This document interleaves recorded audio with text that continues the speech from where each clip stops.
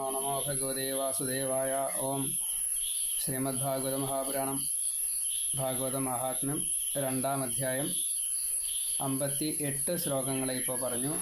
27 ഭാഗം പറഞ്ഞു. ഇനി 28-ാമത്തെ ഭാഗം പറയണു.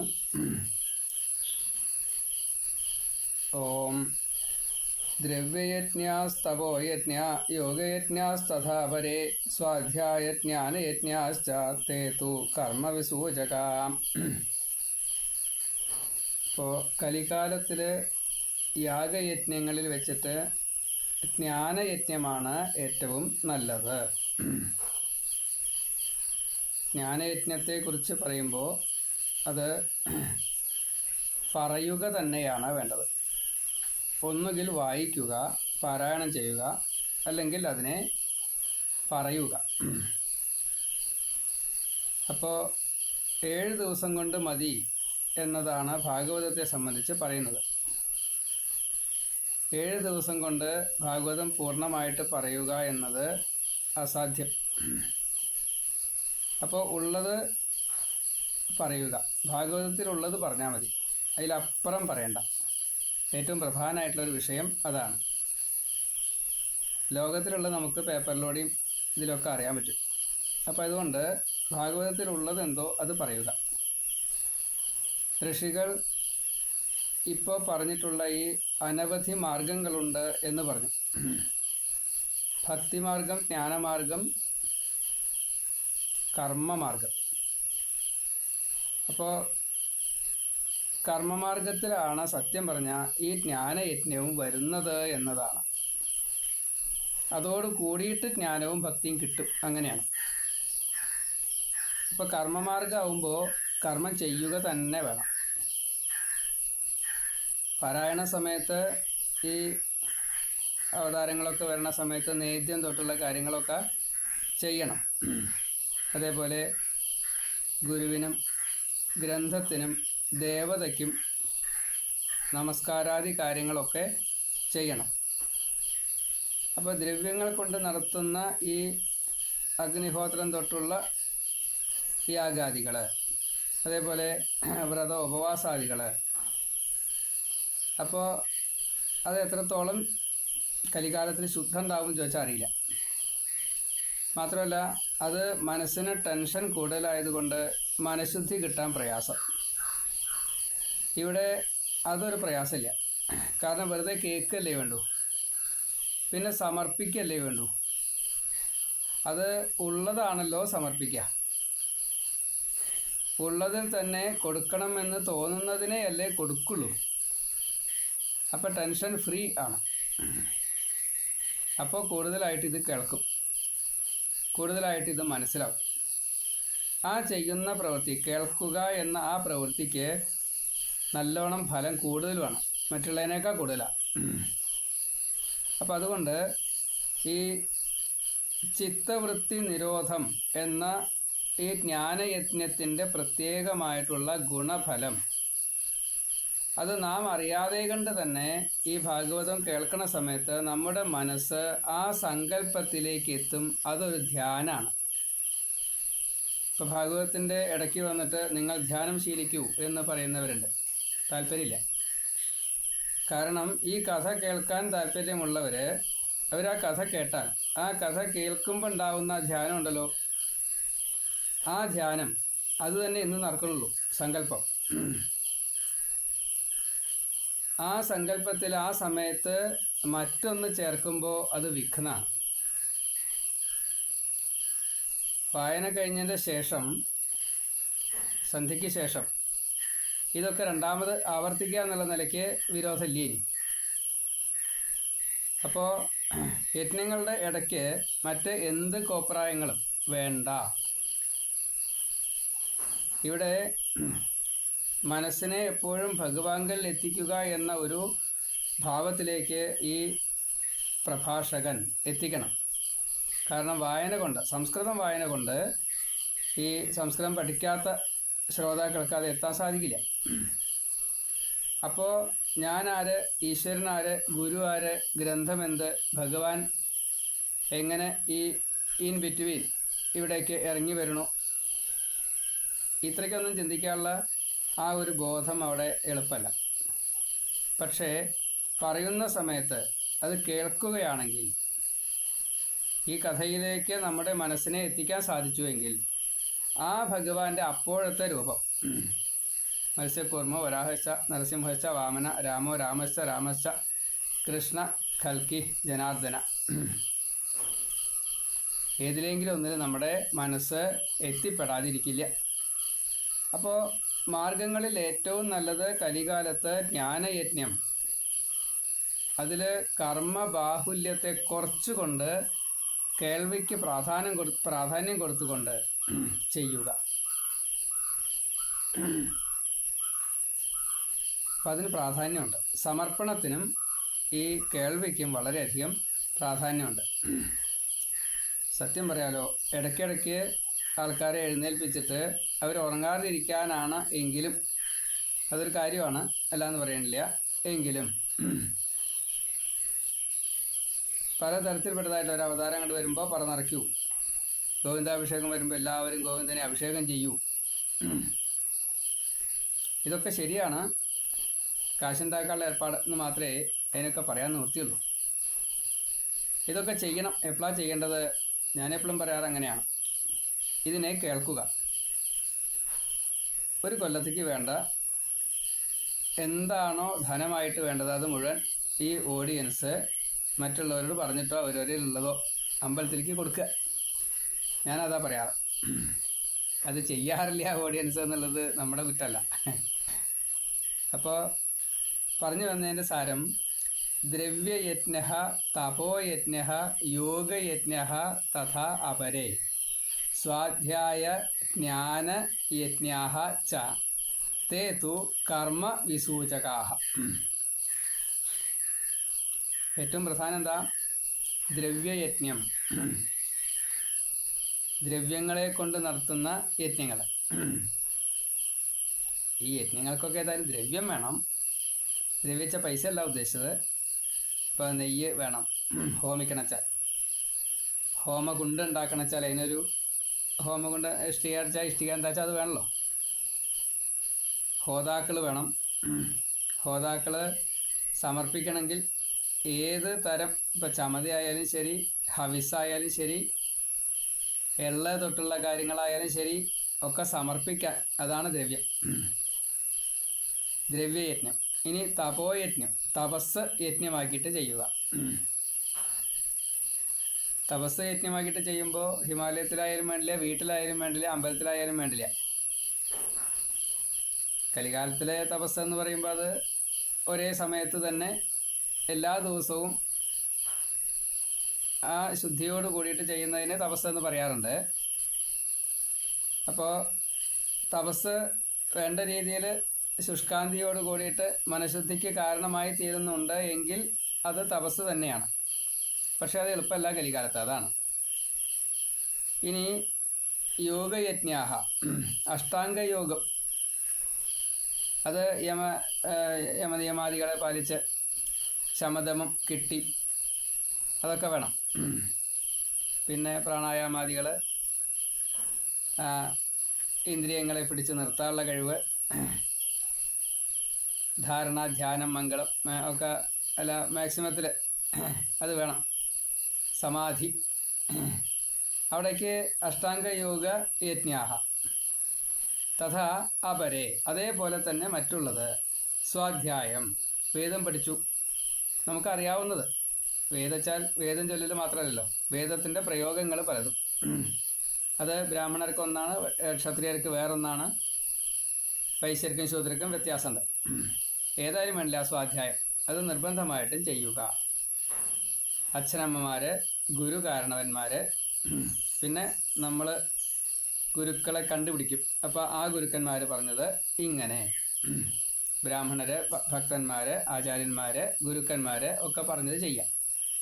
പാരമ്പര്യം നഷ്ടപ്പെടാതെ, കുലം, ആശ്രമം, വർണ്ണം അത് നഷ്ടപ്പെടുത്തരുത്, ആ ധർമ്മം നഷ്ടപ്പെടുത്തരുത്. ദിവസേന വിളക്കുകൊളുത്തുക, കുറച്ച് നേരം നാമം ജപിക്കുക, എന്തെങ്കിലുമൊക്കെ പാരായണം ചെയ്യുക. നിർബന്ധമായിട്ടും എന്തെങ്കിലും കുറച്ചെങ്കിലും വായിക്കണം. അറിവ് നേടാൻ വേണ്ടിയിട്ട് എല്ലാ ദിവസവും. അതൊരു സ്വാധ്യായമാണ്. അതേപോലെ സ്വാധ്യായ ജ്ഞാനയജ്ഞാഹാച്ച, ജ്ഞാനയജ്ഞം അറിവ് നേടാൻ തന്നെയാണ്. അറിവിനെ നേടുന്നത് ആവർത്തിച്ച്. ഒരു കഥ നമ്മൾ വായിക്കുമ്പോൾ ആ കഥയിൽ ഒരു ദിവസം വായിച്ചത് അർത്ഥമൊക്കെ കിട്ടി, രണ്ടാമത്തെ ദിവസം വായിക്കുമ്പോൾ കുറച്ചും കൂടി അധികം വേറെ എന്തെങ്കിലും കിട്ടും, മൂന്നാമത്തെ ദിവസം വേറൊന്ന് കിട്ടും. ഇങ്ങനെ അനവധി തവണ വായിക്കുമ്പോൾ അനവധി കാര്യങ്ങൾ അതിൽ പറഞ്ഞിട്ടുണ്ടാവും. അത് നമുക്ക് എടുക്കാൻ സാധിക്കും. സ്വാധ്യായജ്ഞം തേതു, ഇതൊക്കെയാകട്ടെ കർമ്മ വിസൂചകാഹ, ഇത് മുഴുവൻ കർമ്മത്തെയാണ് സൂചിപ്പിക്കുന്നത്. ഇപ്പോൾ നമ്മൾ സ്വാധ്യായജ്ഞം പാരായണം ചെയ്യുന്ന, ഭാഗവതം പാരായണം ചെയ്യാണ്, അതൊരു കർമ്മമാണ്. നമ്മൾ വായിക്കണോ, നമ്മൾ കേൾക്കണോ, നമ്മൾ കേൾപ്പിക്കണോ, വായിക്കണോ, കേൾക്കണോ, കേൾപ്പിക്കണോ, മൂന്നും നമ്മൾ ചെയ്യുന്നുണ്ട്. അപ്പോൾ അതൊരു കർമ്മമാണ്. അവിടെ കുറച്ച് ശ്രദ്ധയോട് കൂടിയിട്ടാണെങ്കിൽ അത് ജ്ഞാനയജ്ഞമായിട്ട് മാറി. അറിയാവുന്ന ഭാഷയിലാണെങ്കിൽ അത് അറിവ് വേഗം ഉള്ളിലേക്ക് കയറും. അതല്ലെങ്കിൽ അതിനെ താരതമ്യം ചെയ്തുകൊണ്ട് വ്യാഖ്യാനം അർത്ഥസഹിതം, അന്വയ അർത്ഥസഹിതം എടുക്കുകയാണെന്ന് വെച്ചാൽ ജ്ഞാനയജ്ഞമാണ്. അപ്പോൾ ഈ ശ്ലോകം ഒരു ഉപദേശം തന്നെയാണ്. അപ്പോൾ അറിവിനെ നേടൽ, നേടിയ അറിവിനെ പ്രയോഗിക്കൽ, സ്വാധ്യായം ചെയ്ത് കഴിഞ്ഞാൽ അറിവായി. ഇപ്പോൾ സൂക്തങ്ങളൊക്കെ ജപിക്കുമ്പോൾ നമ്മുടെ പ്രാർത്ഥന കൂടി അതിൽ വരികയാണ്. ഈ പാരായണം ചെയ്യുമ്പോൾ നമ്മൾ അറിയാതെ കണ്ട അനവധി സ്തുതികളും മറ്റു കാര്യങ്ങളൊക്കെ അതിൽ വരും. ഇപ്പോൾ ഭാഗവതം വായിക്കുമ്പോൾ ഓ നമോ ഭഗവതേ വാസുദേവായ എന്ന മൂലമന്ത്രവും അതിൽ നമ്മൾ വായിക്കാതിരിക്കാൻ പറ്റില്ല. അതിഥിയെ കൊണ്ടും ധ്രുവനെ കൊണ്ടും ഒക്കെ കശ്യപനായാലും നാരദനായാലും ഇത് പറയുക തന്നെയാണ്. അതേപോലെ നവയോഗികൾ നിമിയോട് പറയുന്ന ഹരേ രാമ ഹരേ രാമ രാമ രാമ ഹരേ ഹരേ, ഹരേ കൃഷ്ണ കൃഷ്ണ കൃഷ്ണ ഹരേ ഹരേ, ബ്രഹ്മാവ് ഉപദേശിച്ച ആ മന്ത്രത്തെ ജപിച്ചോളൂ.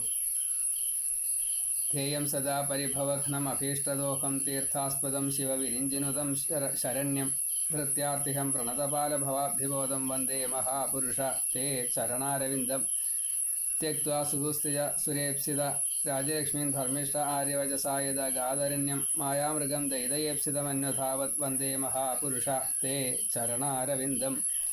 രാമനെയും കൃഷ്ണനെയും രാമനെയും സ്തുതിക്കുന്നതായിട്ടുള്ള രംഗമാണ്, ഒരു ശ്ലോകമാണ്. അപ്പോൾ നമ്മൾ അറിയാതെ കണ്ട് ഈ പ്രാർത്ഥനകൾ, ആവശ്യത്തെ പറയൽ അവിടെ വന്നിരിക്കും. അപ്പോൾ സ്വാധ്യായ യജ്ഞത്തിൽ ജ്ഞാനയജ്ഞം അത് വളരെയധികം പ്രാധാന്യമുണ്ട്. സൂക്തങ്ങൾ ജപിക്കുമ്പോഴും ഇത് തന്നെ ആവർത്തിക്കപ്പെടും. കുറച്ച് അധികമുള്ള റിക്കുകളുള്ള സൂക്തങ്ങളാണെന്ന് വെച്ചാൽ അതിൽ കൂടുതലായിട്ട് പല കാര്യങ്ങളും പറയും. ഇപ്പോൾ പുരുഷ സൂക്തമാണെന്ന് വെച്ചാൽ ആ ഭഗവാന്റെ വിരാട് രൂപത്തെ അറിഞ്ഞുകൊണ്ട് തന്നെ ഈശ്വരനെ എങ്ങനെ നമുക്ക് എന്ന രീതിയിൽ തന്നെ അതിൽ കിട്ടും. സഹസ്രനാമം ചെല്ലുമ്പോഴും അതുതന്നെയാണ്. വിശ്വം വിഷ്ണു വഷർക്കാര ഭൂത ഭവ്യ ഭവൽ പ്രഭു. വിഷ്ണുവാകുന്ന ആ ഭഗവാൻ വിശദീതി വിശ്വനായിട്ട്, ഈ വിരാട് രൂപിയായിട്ട്, പ്രപഞ്ചമായിട്ട് ഇരിക്കുന്നു. വഷട്കാരനായിട്ട് നാം കൊടുക്കുന്നതിനെ മുഴുവൻ സ്വീകരിക്കുക എന്ന ഭാവത്തിൽ ഈ വിഷ്ണു എല്ലാ ദിക്കിലും ഉണ്ട്. അപ്പോൾ നമ്മൾ ആർക്ക് എന്ത് കൊടുത്താലും, മനുഷ്യർക്ക് കൊടുത്താലും മൃഗങ്ങൾക്ക് കൊടുത്താലും സസ്യജാലങ്ങൾക്ക് കൊടുത്താലും ഭഗവാന് ക്ഷേത്രത്തിലേക്കോ മറ്റ് അതേപോലെയുള്ള വലിയ ചെലവുള്ള കാര്യങ്ങൾക്ക് കൊടുത്താലും ഇനി ഇഷ്ടാപൂർത്തങ്ങൾക്ക് കൊടുത്താലും അതൊക്കെ വഷട്കാരനായിട്ട് സ്വീകരിക്കുന്നു. അതേപോലെ തന്നെ ഭൂത ഭവ്യ ഭവൽ പ്രഭുവാണ്. മൂന്ന് കാലത്തിൻ്റെയും ഈ സൃഷ്ടിസ്ഥിതി സംഹാരാദികളെ മുഴുവൻ ചെയ്യുന്ന ആ ഭഗവാൻ തന്നെയാണ് പ്രഭുവായിട്ടിരിക്കുന്നത്, നമ്മളെ ഭരിക്കുക. ഇതെല്ലാം വിന്ദനം ചെയ്യുന്ന ഗോവിന്ദനായിക്കൊണ്ടിരിക്കുന്നത്. അപ്പോൾ ആ ഭഗവാനെ ഈ ജ്ഞാനയജ്ഞം കൊണ്ട് നമുക്ക് കിട്ടും. മറ്റുള്ള യജ്ഞങ്ങളെ കൊണ്ടൊക്കെ കിട്ടുമ്പോൾ വേണ്ട രീതിയിൽ കിട്ടാൻ കുറച്ച് പ്രയാസമാണ്, പ്രത്യേകിച്ച് കലികാലത്തിൽ. ഇപ്പോൾ ദ്രവ്യയജ്ഞമായാലും തപോയജ്ഞമായാലും അഷ്ടാംഗയോഗാദി യജ്ഞങ്ങളായാലും സ്വാധ്യായം വേദം തൊട്ടുള്ള ഓരോന്നും സ്വാധ്യായം ചെയ്യുമ്പോൾ ഉണ്ടാകുന്നതും, എന്നാൽ അത് പുരാണമാണെങ്കിൽ, അത് അറിയാവുന്ന ഭാഷയിലാണെങ്കിൽ ജ്ഞാനയജ്ഞമായിട്ട് മാറുമ്പോഴും ഇതെല്ലാം യജ്ഞം തന്നെയാണ്. അപ്പോൾ കർമ്മ വിസൂചകങ്ങളായിട്ടുള്ള ഇതെല്ലാം കർമ്മങ്ങൾ തന്നെയാണ്. കർമ്മത്തിൻ്റെ ഒരു ബാഹുല്യം അതിനുണ്ട്. അതിൽ ഏറ്റവും നല്ലത് ജ്ഞാനയജ്ഞം തന്നെയാണ്. അറിയാവുന്ന ഭാഷയിൽ വായിക്കുക. അറിയാത്ത ഭാഷയിൽ വായിക്കുമ്പോൾ അത് ഈ യാഗ ഹോമ വ്രത പൂജയെ പോലെ തന്നെയാവുള്ളൂ. അറിയുന്നതാണെങ്കിലോ അത് ഉത്തമവും ആണ്. ദ്രവ്യയജ്ഞാഃ തപോയജ്ഞാഃ യോഗയജ്ഞാഃ തഥാ അപരേ സ്വാധ്യായ ജ്ഞാനയജ്ഞാഃ ച തേ തു കർമ്മ വിസൂചകാഃ. ഇനി 60-ാമത്തെ ശ്ലോകം. സത്കർമ്മസൂചകോ നൂനം ജ്ഞാനയജ്ഞ സ്മൃതോ ബുധൈ ശ്രീമദ്ഭാഗവതാലാപൈ സതു ഗീത ശുകാദിഭി. ഭാഗവതത്തിൻ്റെ മഹിമയാണ് പറഞ്ഞത്. ശ്രീശുക ബ്രഹ്മർഷി പോലും വായിച്ചു എന്നതാണ്. നാരദനും വായിച്ചു. എന്താ, 3:45 നാഴിക നേരെ അവർക്ക് നിൽക്കാനുള്ള അധികാരമുള്ളൂ. അത്രയും നിൽക്കുള്ളൂ അവർ. ഒരു പശുക്കറവ സമയം. അത് 7 ദിവസം അടുപ്പിച്ചിരുന്നിട്ട് വായിച്ചു എന്നാണ്. അപ്പം അതിൻ്റെ സാരം എന്താ? അത്രയും പ്രാധാന്യം ഉണ്ടതിന്. ഈ ദോഷം അതിൽ വരുന്നില്ല. അധിക സമയം നിന്നു എന്ന ദോഷം അതിൽ വരുന്നില്ല. ജ്ഞാനയജ്ഞ, ഇത് ജ്ഞാനയജ്ഞ. എന്താ ജ്ഞാനം? ജീവാത്മാവിനെയും പരമാത്മാവിനെയും അറിയുക, പ്രപഞ്ചത്തെയും ദേഹത്തെയും അറിയുക, തമ്മിലുള്ള ബന്ധവും പ്രാരബ്ധത്തെ തീർക്കാനുള്ള കർമ്മവും അറിയുക. മുക്തിയാണ് ലക്ഷ്യം. ഇത് ജ്ഞാനയജ്ഞത്തിൽ നിന്ന് കിട്ടണതാ. മറ്റുള്ള കർമ്മങ്ങളിൽ നിന്ന് അത്ര കിട്ടില്ല. അത് ജ്ഞാനയജ്ഞ.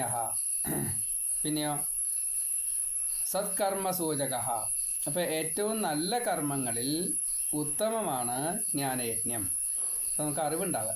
അറിവുണ്ടായാൽ മാത്രം പോരാ, പ്രയോഗിക്കുകയും വേണം. അറിവുണ്ടായതുകൊണ്ട് കാര്യമില്ല, അതവിടെ കിടക്കുകയുള്ളൂ. അത് മനോമുഖമായിട്ട് ചെയ്യാൻ സാധിക്കുന്നവർക്ക് ആ അറിവ് ഉപകാരം തന്നെ. അതല്ലെങ്കിൽ ലോകഹിതാർത്ഥം ആ അറിവിനെ പ്രയോഗിച്ചാൽ മാത്രമേ ഈ അറിവിനും ഫലമുള്ളൂ. അപ്പോൾ ജ്ഞാനയജ്ഞമായിട്ട് ചെയ്തിട്ട് ഈ സത്കർമ്മ സൂചകമായിട്ടുള്ള ഈ ജ്ഞാനയജ്ഞത്തെ ബുധൈഹി, ബുദ്ധിയുള്ളവർ, വിവേകമുള്ളവർ, വിശകലനം ചെയ്യാൻ കഴിവുള്ളവർ, സ്മൃതഃ നൂനം, അവർ ഇങ്ങനെ മതി എന്ന് വേദത്തെ പഠിച്ച് സ്മൃതിയായിട്ട് എഴുതപ്പെട്ടിരിക്കുന്നു. മനു തൊട്ടുള്ളവർ വേദത്തെ, ശ്രുതിയെ നല്ലോണം പഠിച്ചു, അത് സ്മൃതിയാക്കിയിട്ട് എഴുതി. ഞാൻ കണ്ടത്, എനിക്ക് സ്മരിക്കാൻ സാധിക്കുന്നത്, നിങ്ങളെല്ലാവരും സ്മരിക്കേണ്ടത് ഇതാണ്. അതാണ് സ്മൃതി. മനുസ്മൃതി. കത്തിച്ചിട്ട് കാര്യമില്ല. അപ്പോൾ സ്മൃതഃ നൂനം. ഇനി അത് ഏത്? ശ്രീമദ് ഭാഗവതാലാപ. ഭഗവാന്റെ കഥകളെ പാരായണം ചെയ്യൂ, അറിയൂ, അതിനനുസരിച്ച് പ്രവർത്തിക്കൂ. ഓരോ അവതാര സ്വരൂപങ്ങളും ഭക്ത അനുഗ്രഹമാണ് ചെയ്തത്, ലോകഹിതമാണ് ചെയ്തത്. ചീത്തകളെ നശിപ്പിക്കുന്നു, നല്ലതിനെ രക്ഷിക്കുന്നു. ഒരു കുണ്ടുകുത്തിയിട്ട് ചീഞ്ഞതൊക്കെ അതിൽ ഇട്ടിട്ട് മണ്ണിട്ട് മൂടി അവിടെ വൃത്തിയാക്കണം. ഇത്രയേ ചെയ്യുന്നുള്ളൂ. അത് ചീത്തകൾ ഈ പ്രവൃത്തി ദോഷമുള്ള മർത്യരാണെങ്കിൽ ആ മർത്യരെയും ഹനിക്കുന്നു.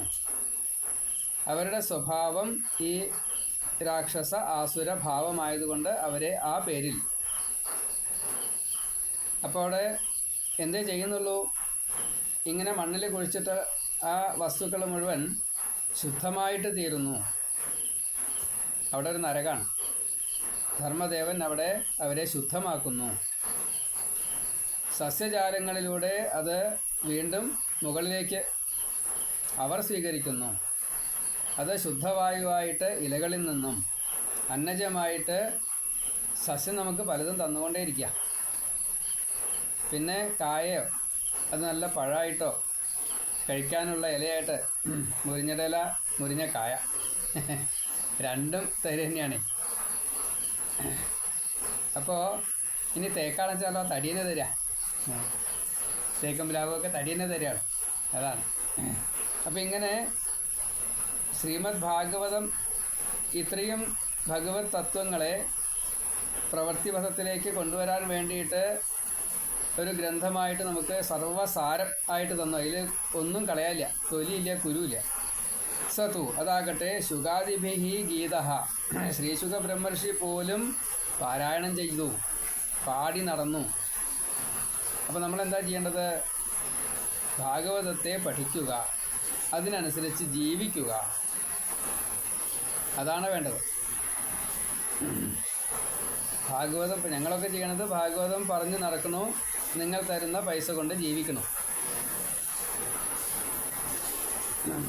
അല്ല, എന്നെ സംബന്ധിച്ച് ഞാൻ മറ്റു പല പണികളും ചെയ്യാറുണ്ട്, അതിവിടെ വന്നാൽ അറിയാം.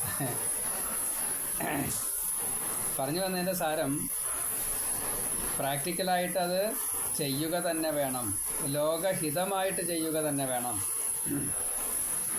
അപ്പോൾ സൽക്കർമ്മ സൂചക, സത്കർമ്മത്തിൻ്റെ സൂചന തന്നെയാണ് ഈ ഭാഗവതം. നൂനം ജ്ഞാനയജ്ഞ, ജ്ഞാനത്തെ കൊടുക്കാൻ കഴിയുമെങ്കിൽ അത് സ്മൃത, അത് സ്മൃതിയായിട്ട് മഹാഋഷിമാർ കണ്ടുപിടിക്കപ്പെട്ടത്, എഴുതപ്പെട്ടിരിക്കുന്നു. ബുധൈഹി, ബുദ്ധിയുള്ളവരാണ് സ്മൃതി എഴുതിയത്. കലികാലത്തിലെ ദോഷങ്ങളെ പരിഹരിക്കാൻ ഇതിൽ കൂടുതൽ ഒന്നും വേണ്ട. ഭാഗവതം വായിച്ച് നടന്നാൽ പോരാ, അതിൻ്റെ അർത്ഥങ്ങൾ മനസ്സിലാക്കിയാൽ പോരാ, അതിനനുസരിച്ച് ജീവിക്കുക തന്നെ വേണം. അപ്പോൾ ആ തൊഴിലാളിയായിട്ട് കാര്യമില്ല. ഭാഗവത തൊഴിലാളി എന്നൊരു വിഭാഗമുണ്ട്, അങ്ങനെയായിട്ട് കാര്യമില്ല. ശ്രീമദ് ഭാഗവത ആലാപ, അപ്പോൾ ശ്രീമദ് ഭാഗവതത്തെ നന്നായിട്ട് തന്നെ ആലാപനം ചെയ്തുകൊണ്ട് സഹ തു ഗീത, ആ വലിയ ഗീതം ഭഗവാനാൽ പറയപ്പെട്ടതായിട്ടുള്ള, മഹാഋഷിമാരാൽ പറയപ്പെട്ടതായിട്ടുള്ള, മനു തൊട്ടുള്ളവരാൽ സ്മൃതികളായിട്ട് എഴുതപ്പെട്ടവ, വേദത്തിൻ്റെ സാരമായത്, വേദം ഉപനിഷത്ത് എന്തൊക്കെയാ വെച്ചാൽ ഗായത്രി എന്തൊക്കെയാ വെച്ചാൽ സകലത്തിൻ്റെ സാരാണ്. അത് ശ്രീശുഖ ബ്രഹ്മർഷി, സനകാദികൾ, നാരദൻ എല്ലാവരും പാടി നടന്നു. നവയോഗികളും പാടി നടക്കുക തന്നെയാണ്. എന്താ കാരണം? അതിൽ അത്രയും കൂടുതലുണ്ട്. അവർ ആനന്ദം അനുഭവിച്ചു കൊണ്ടേയിരിക്കുകയാണ്. അവർക്ക് അത് മതി, നമുക്ക് അത് പോരാ. പ്രാക്ടിക്കലായിട്ട് നമ്മളത് ചെയ്യണം. പഞ്ചയജ്ഞങ്ങളിലൂടെ കടം വീട്ടുക തന്നെ വേണം. നമ്മൾ സാധാരണ ചെയ്യേണ്ടത് എന്തൊക്കെയോ അത് മുഴുവൻ ചെയ്യുക തന്നെ വേണം. അതിൽ വീഴ്ച വരുത്താൻ പാടില്ല. അന്യോപകാരമായിട്ട് ഇത് നിർബന്ധമായിട്ടും അറിയുക, പഠിക്കുക. 2 ശ്ലോകമേ പറഞ്ഞിട്ടുള്ളൂ. ശ്ലോകാർത്ഥത്തിനേക്കാൾ കൂടുതൽ വ്യാഖ്യാനമാണ് വേണ്ടത്, അതുകൊണ്ട് വ്യാഖ്യാനത്തെ പറഞ്ഞു. സത്കർമ്മ സൂചക നൂനം ജ്ഞാനയജ്ഞ, സത്കർമ്മ സൂചകമാണ് നൂനം, ഏറ്റവും ഇതുതന്നെയാണ് എന്ന് ഉറപ്പിക്കുക. നൂനം നിശ്ചയം എന്നുള്ള അർത്ഥത്തിൽ. അങ്ങനെയുള്ള ജ്ഞാനയജ്ഞം സ്മൃത ബുധൈഹി, ബുധൈഹി സ്മൃത, ബുധന്മാർ ബുദ്ധി ഉള്ളവരാൽ സ്മൃതിയാക്കിയിട്ട് പറയപ്പെട്ടു. മനുസ്മൃതി തൊട്ടുള്ളവ. ശ്രീമദ് ഭാഗവത ആലാപ, ശ്രീമദ് ഭാഗവതത്തെ ആലാപനം ചെയ്യുക. സതു ഗീത ശുഗാദിഭി, ഈ ശ്രീമദ് ഭാഗവതം ശ്രീശുഖ ബ്രഹ്മർഷിയും ആലാപനം ചെയ്തു. അപ്പോൾ അതിൻ്റെ അതിശയോക്തിയാണ്. അതിൻ്റെ അതിശയോക്തി വെച്ചാൽ അത് മറ്റേ അതിശയോക്തി എന്ന് ഉദ്ദേശിച്ചത് അവർ പോലും അത് എടുത്തു എന്നാണ്. അതിശയോക്തി മറ്റൊരു തരത്തിൽ പറയാറുണ്ട്, സംഭവിക്കില്ല ഒരിക്കലും. അങ്ങനത്തെ അതിശയോക്തി ഉണ്ട്. ഇതല്ല, അവർ പോലും എടുത്തു എന്നുള്ള അതിശയമാണ്. അപ്പോൾ ഭാഗവതത്തിൻ്റെ ഈ മഹിമയിലാണ് ആ അതിശയം. ഭാഗവതത്തിൻ്റെ മഹിമ എത്ര എന്നുള്ളത് പറയാൻ സാധിക്കില്ല, അത്രയും കൂടുതൽ. ഭഗവാൻ എത്ര മഹിമയുണ്ടോ അത്രയും ഇതിലും മഹിമയുണ്ട്. അത് എല്ലാവർക്കും കിട്ടുമാറാകട്ടെ. സർവത്ര ഗോവിന്ദനാമ സങ്കീർത്തനം ഗോവിന്ദ ഗോവിന്ദ. അപ്പോൾ 59ഉം 60ഉം 2 ശ്ലോകങ്ങളെയാണ് പറഞ്ഞത്. ഇത് ശ്രദ്ധിച്ച് കേൾക്കുക. ആ ശ്ലോകത്തിൽ പറഞ്ഞേക്കാൾ കൂടുതൽ പറഞ്ഞിട്ടുണ്ട്. അതിനെ ജീവിതത്തിലേക്ക് സ്വയം ഉൾക്കൊള്ളുക. നാരായണ നാരായണ.